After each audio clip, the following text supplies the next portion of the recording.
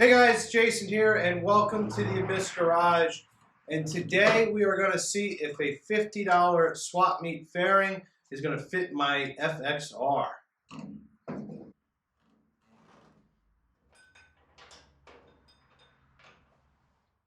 Okay guys, before we begin on today's video, just to give you a quick background on how I got this fairing. Recently, Deadbeat Customs was having a swap meet over in Bushkill Falls, Pennsylvania, and I went there with the intentions of trying to find something for the 73 shovelhead build that I'm doing currently on this channel. And so I was trying to find anything there, pipes, handlebars, you name it, maybe even a cool headlight. Most of the vendors called out or canceled because of the rain, and it was like monsooning.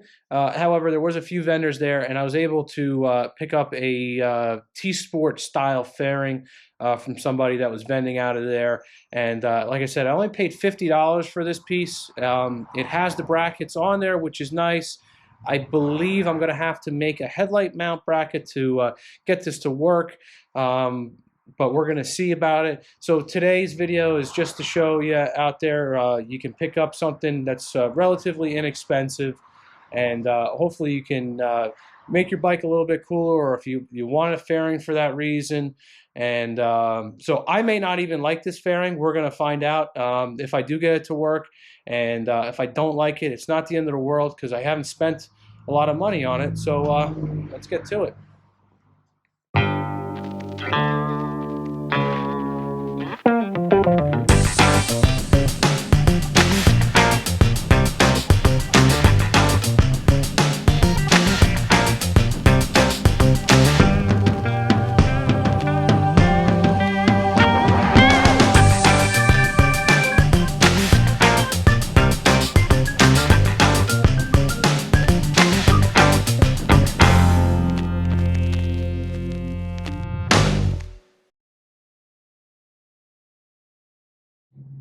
So I ran into my first issue here, and that was actually trying to get this to sit onto the bike.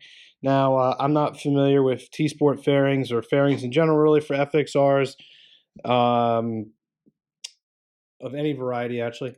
So realized that this mounts to where the handlebars mount to. And then the next problem I was having was actually the fairing itself was hitting the master cylinder, and I knew something was up, so I decided to take this off and actually sit this on here, and realizing there's two holes here. They're rather big holes, but that's besides the point.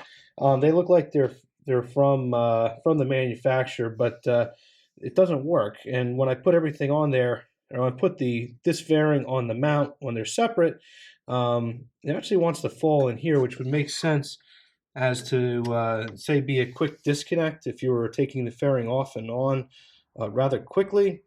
So I think I got that figured out. So now I'm going to go ahead and see about trying to mount it now.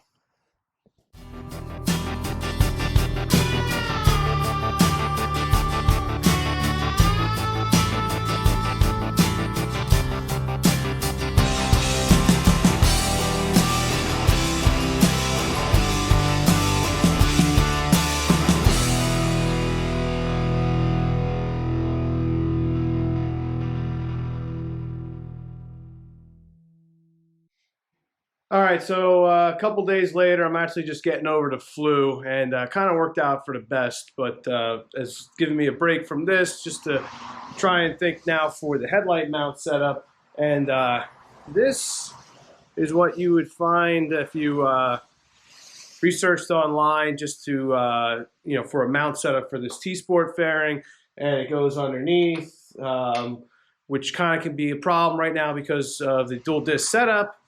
And also the cast iron, or I guess the steel bottom tree, is different than the aluminum one, where the aluminum one I think is all solid, and this one's kind of like webbed out. So this one, I guess it could work with modification, but I'd rather not. So I think what I'm going to do is I have quarter inch plate here, or flat stock, and I'm going to simply use the hole for the disc brake setup come up. I'm going to bend this in my press brake, and then I'll be able to use this headlight here, which I have out of my shovel head pile, and then simply make a mount there. I think this will be the simplest, easiest way, also the cheapest way in getting a headlight set up on this bike.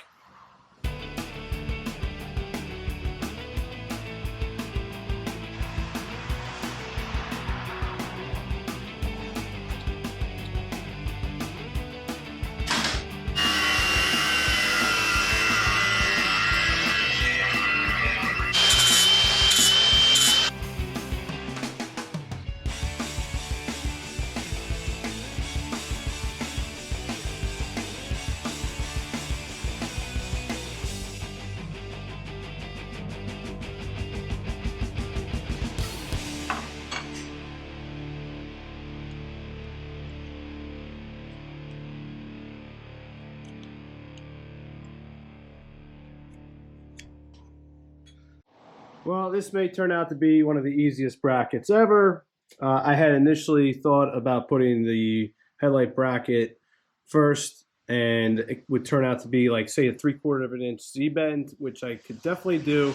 But then I said, hey, you know what? Let me actually put it underneath the bracket, and being that it's this 1/4 inch, it's super strong, and it actually fits really nice. So I think what I may end up doing is just cutting this excess off, which I had left there for, you know, just wiggle room, and drill a hole and see how it looks.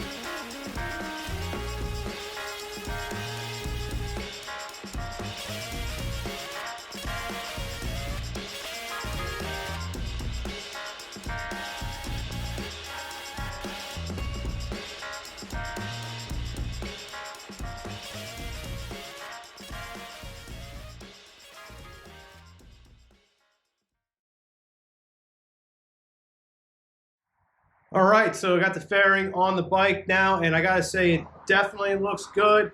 Also, not a 15-minute install, never said it was, but you would think something like this would be pretty much just bolted on and go. I did a lot of refining, tweaking to make everything work how it should.